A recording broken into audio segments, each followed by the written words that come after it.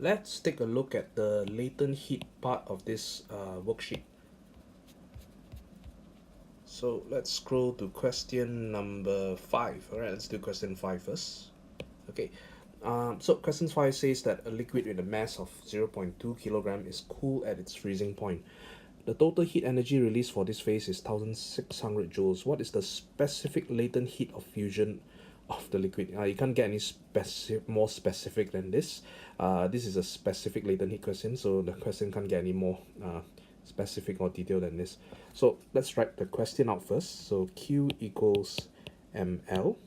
Alright, let's write the equation out. Remember, there are marks for equation. I'm going to give myself 1 mark here. Okay. So what's Q? Q is the same thing, it's just heat energy. Remember, it's not power, it's joules. So it's given. So in this case, it's 16,000 joules, this one here. Alright, equals to mass 0.2 kilograms. Alright, so there's no change in temperature. Okay, don't bother looking at temperature. Remember, this is latent heat. We're breaking bonds, not increasing temperature. We're using energy to break the molecular bonds between them. Right, so there's not going to be a temperature raise because the molecule can't vibrate any faster. Alright, so what's L? We are trying to find L. So it's just a simple rearranging. 16,000 divided by 0.2, you will get L equals to 80,000.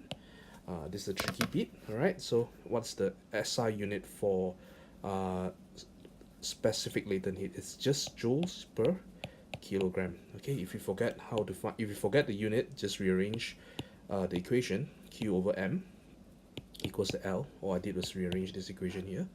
So what you get is joules is Q is in joules, M is in kg, so L is in joules per kg. That's how you actually remember equations in exam.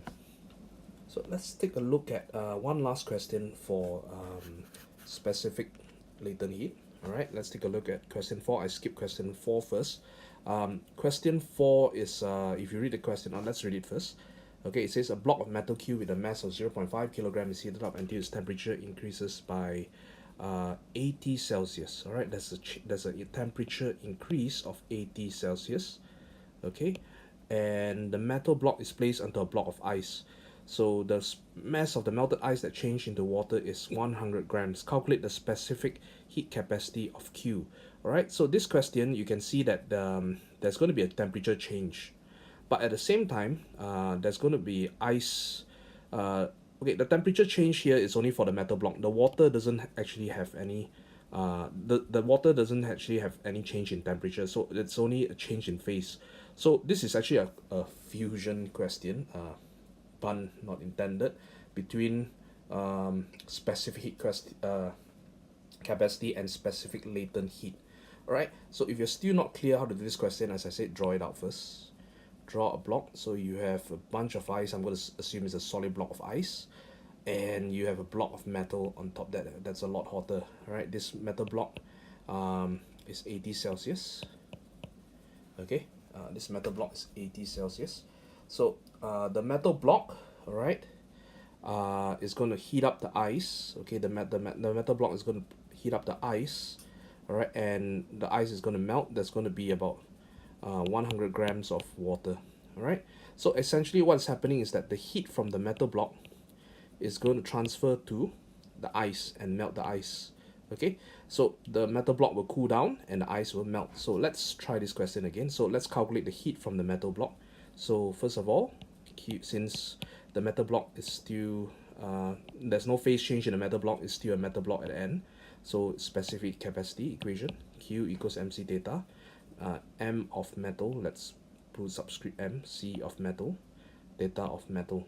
Alright, so metal block, mass of metal block is 0.5, it's here, mm, and C is, that's what we're trying to find, Cm is what we're trying to find, and theta M, alright, theta M is 80 Celsius, so it says the temperature change, it didn't say that the final temperature is 80, so it's the temperature change is 80 Celsius.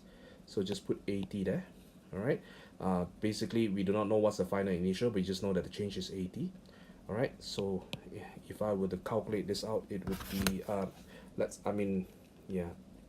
times 80, it would just be 40 cm, subscript m, 40 40 subscript m.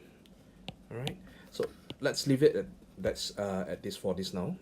Let's do it for now. Let's do it for the water part. For the water part, it's just Q equals to mass subscript W times L latent heat for the water, specific latent heat for the water. Alright, since the water is there's no change in temperature for the water, but there's a change in phase from ice to water. So what we're going to do is, again, we're just going to write ml. What's the water? 0.1. Okay, it's just here. Okay, L is 3.36 times 10 to the power of 5.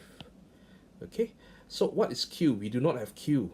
Q is just this, right? Remember, the Q from the metal block is being transferred onto the ice, so Q is just 40 C, alright, small m, equals to 0.1 times 3.36 10 to the power of 5. Okay, plug this into your calculator.